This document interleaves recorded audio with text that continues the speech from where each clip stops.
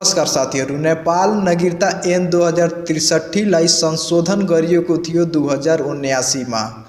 यो संशोधन भइसकेपछि पार्लियामेन्टबाट पास पनि भयो थियो, तर राष्ट्रपतिबाट रिजेक्ट भयो। तर 2080 मा राष्ट्रपतिबाट प्रमाणीकरण भयो। तर यो नागरिकता विधेयक लागू हुँदा हुँदा सुप्रिम कोर्टले रोक लगाइदियो र यो बीचको समयमा नागरिकता विधेयकको धेरै विरोध पनि भयो नेपालमा।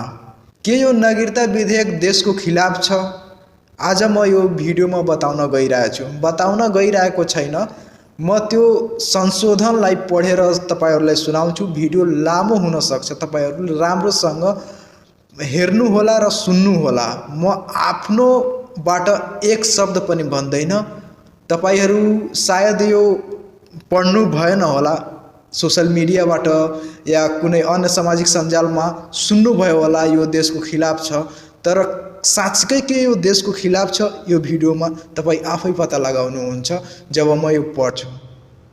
यदि तपाईहरुलाई यो पीडीएफ चाहिन्छ भने कमेन्ट बक्समा आफ्नो इमेल आईडी मेन्सन गर्नुहोला। धन्यवाद। नेपाल राजपत्र नेपाल सरकारद्वारा प्रकाशित खण्ड 73 काठमाडौँ जेठ 17 गते 2080 साल भाग 2 नेपाल सरकार कानून न्याय तथा संसदीय मामिला मन्त्रालय नेपाल संविधान बमोजिम संघीय संसदले बनाएको तल लेखिए बमोजिम ऐन सर्वसाधारणको जानकारीको लागि प्रकाशन गरिएको छ। संवत 2080 साल ऐन नम्बर 1 नेपाल नागरिकता ऐन 2063 लाई संशोधन गर्न बनेको ऐन प्रस्तावना। नेपाल नागरिकता ऐन 2063 लाई संशोधन गर्न वाञ्छनीय भएकोले संघीय संसदले यो ऐन बनाएको छ। 1 संक्षिप्त नाम र प्रारम्भ। 1 यस ऐनको नाम नेपाल नागरिकता पहिलो संशोधन ऐन 2079 रहेको छ। यो ऐन तुरन्त प्रारम्भ हुनेछ। 2 नेपाल नागरिकता ऐन 2063 को दफा 3 मा संशोधन। नेपाल नागरिकता ऐन 2063 यसपछि मूल ऐन भनिएको दफा 3 को उपदफा 3 को सट्टामा देहायको उपदफा 3 राखिएको छ। 3 नेपालभित्र फेला परेको वृत्तित्व मातृत्व को ठेकाना नभएको प्रत्यक्ष नाबालक निजको बुवा वा आमाको पत्ता नलागेसम्म वंशको नाताले नेपालको नागरिक मानिनेछ र निजले 16 वर्ष उमेर पुरा भएपछि वंशको आधारमा नेपालको नागरिकता लिन सकिनेछ।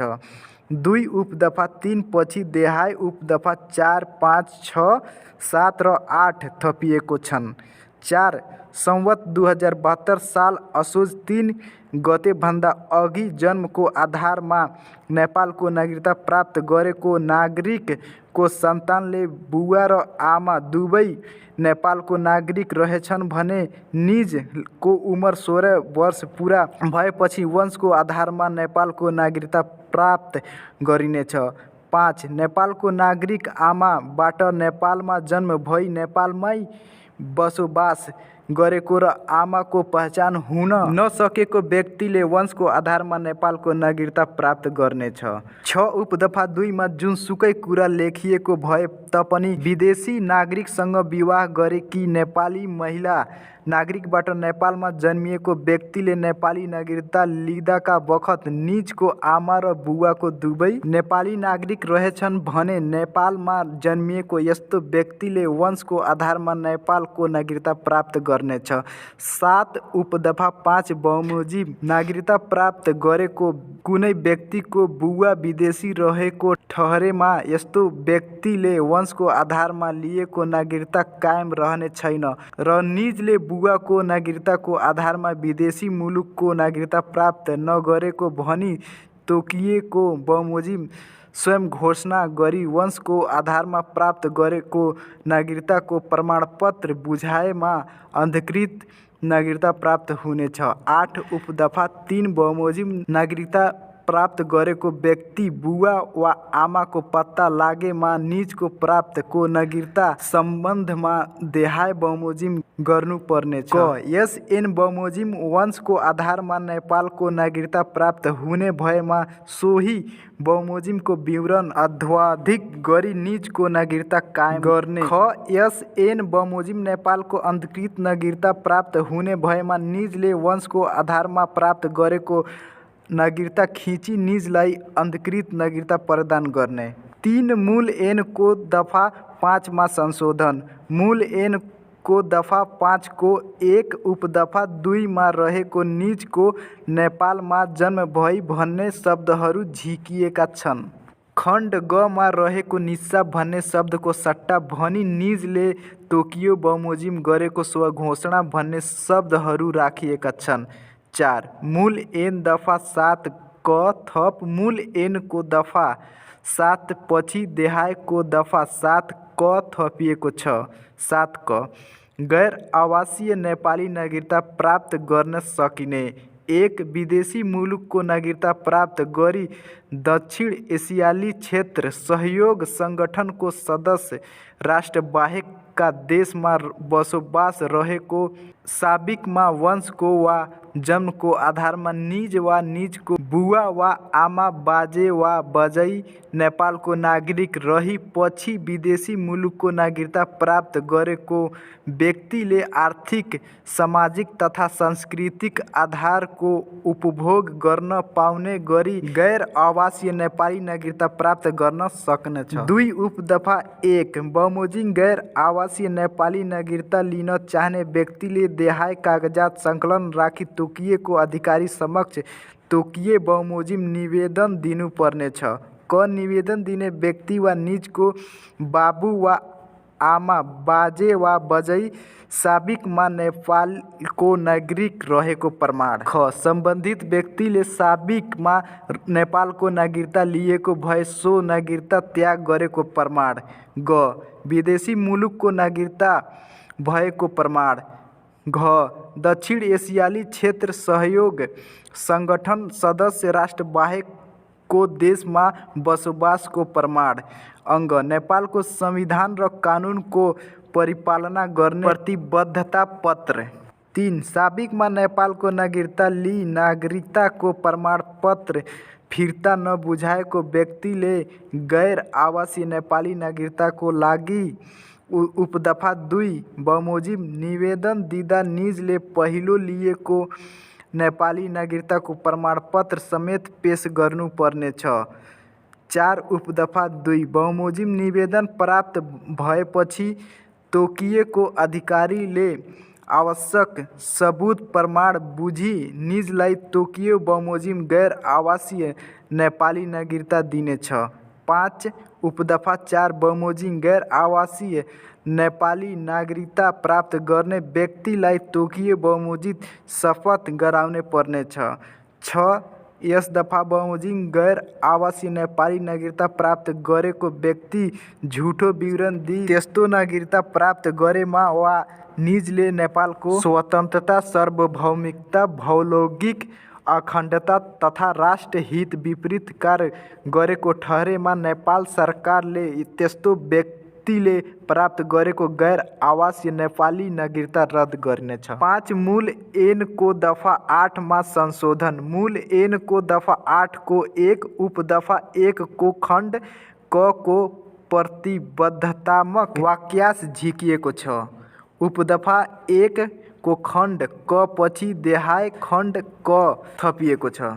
क 1 नेपालको नागरिक आमाबाट नेपालमा जन्म भई नेपाल नै बसोबास गरेको र बाबुको पहिचान हुन नसकेको व्यक्तिको हकमा निजको बुवाको पहिचान हुन नसकेको व्यवहारको निज र निजको आमाले गरेको तोकिएको बमोजिम स्वघोषणा।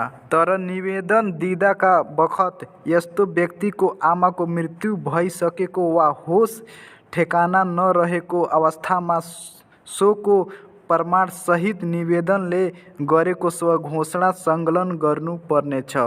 3 उपदफा 1 को खण्ड ख पछि देहाय खण्ड ग थपिएको छ। ग खण्डको क र ख मा जुनसुकै कुरा लेखिए भए तापनि नेपालभित्र फेला परेको पितृत्व र मातृत्व ठेकाना नभएको देहायको व्यक्तिको हकमा देहायका कागजात 1 बाल मन्दिर अनाथालय जस्ता नेपाल सरकारद्वारा मान्यता प्राप्त संस्थामा हुर्केको भए त्यस्तो संस्थाको सिफारिस र सोको आधारमा सम्बन्धित स्थानीय तहले गरेको सिफारिस 2 कानुनी संरक्षकद्वारा हुर्काई भए त्यस्तो संरक्षकले गरेको शनाख्त सहित निजको नागरिकताको प्रमाणपत्र र सम्बन्धित स्थानीय तहको सिफारिस 3 अन्य तरिकाले हुर्केको भए सम्बन्धित स्थानीय तहको सिफारिस 4 उपदफा 1 पछि देहायको उपदफा 1 क थपिएको छ।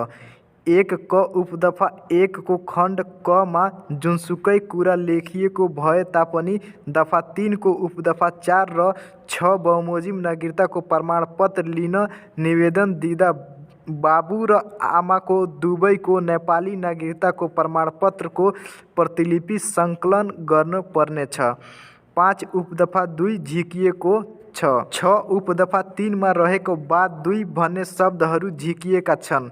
7 उपदफा 3 पछि देहायका उपदफा 3 क थपिएको छ। 3 क उपदफा 1 बमोजिम प्रमाणपत्र पेश हुन नसकेको तोकिएको अधिकारीले परिवारको सदस्यलाई सम्बन्धित कार्यालयमा उपस्थित हुन म्याद जारी गरी झिकाई शनाख्त गर्न लगाउनु पर्नेछ। स्पष्टीकरण यस दफाको प्रयोजनको लागि परिवारको सदस्य भन्नाले बाबु आमा पति पत्नी हजुरबुवा हजुरआमा दाजु दादी काका काकी जेठाजु देवर सम्झिनुपर्छ। 8 उपदफा 4 को सट्टा देहायको उपदफा 4 राखिएको छ। 4 कुनै व्यक्तिले उपदफा 1 बमोजिम प्रमाण पेश गर्न नसकेमा वा दफा 3 क बमोजिम परिवारको सदस्यबाट शनाखत हुन नसकेमा तोकिएको अधिकारीले स्थगत सरजमिन गरी निवेदनलाई चिन्ने सोही वडामा बसोबास गर्ने कम्तीमा 2 जना नेपाली नागरिकता प्रमाणपत्र लिइसकेको व्यक्ति र सम्बन्धित स्थानीय तहको कम्तीमा 1 जना पदाधिकारी वा सदस्यले सार्वजनिक स्थलमा नै गरेको शनाख्त र सम्बन्धित वडा समितिले गरेको सिफारिसको आधारमा नेपाली नागरिकताको प्रमाणपत्र दिन सकिनेछ। 6 मूल ऐन मा दफा 8 क थप मूल ऐन को दफा 8 पछि देहायको दफा 8 क थपिएको छ। 8 क पहिचान सहितको नागरिकता दिने 1 यस ऐन बमोजिम वंशको आधारमा नेपालको नागरिकता प्राप्त गर्ने व्यक्तिलाई आमा वा बाबुको थर र ठेकाना मध्ये निजले रोजेको थर र ठेकाना उल्लेख गरी नागरिकता दिन सकिनेछ। 2 उपदफा 1 मा जुनसुकै कुरा लेखिए भए तापनि नेपालको अभिलेखमा आमा बाबु दुवैको नाम र विवरण राख्नुपर्नेछ। 3 यस ऐन बमोजिम दिइने नेपाली नागरिकताको प्रमाणपत्रमा तोकियो बमोजिम लैङ्गिक पहिचान समेत खुलाउनु पर्नेछ। 7 मूल ऐनको दफा 9 मा संशोधन मूल ऐनको दफा 9 मा रहेको जन्मको आधारमा भन्ने शब्दहरू झिकिएको छ। 8 मूल ऐन दफाको 21 मा संशोधन मूल ऐनको दफा 21 को उपदफा 3 पछि देहाय उपदफा 3 क 3 ख 3 ग र 3 घ थपिएको छन्।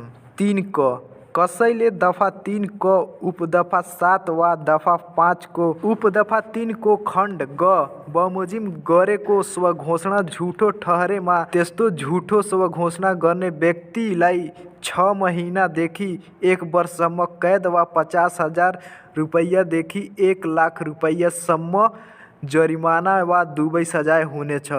झुटो स्वघोषणा गरी नागरिकता प्राप्त गर्ने बापत यस उपदफा बमोजिम सजाय भएमा त्यसरी प्राप्त गरेको नागरिक स्वतः रद्द हुनेछ। 3 ख कसैले झुटो विवरण दिई दफा 7 क बमोजिम गैर आवासीय नेपाली नागरिकता लिएमा 3 महिनादेखि 1 वर्षसम्म कैद वा 25,000 रुपैयाँदेखि 50,000 रुपैयाँसम्म जरिवाना हुनेछ।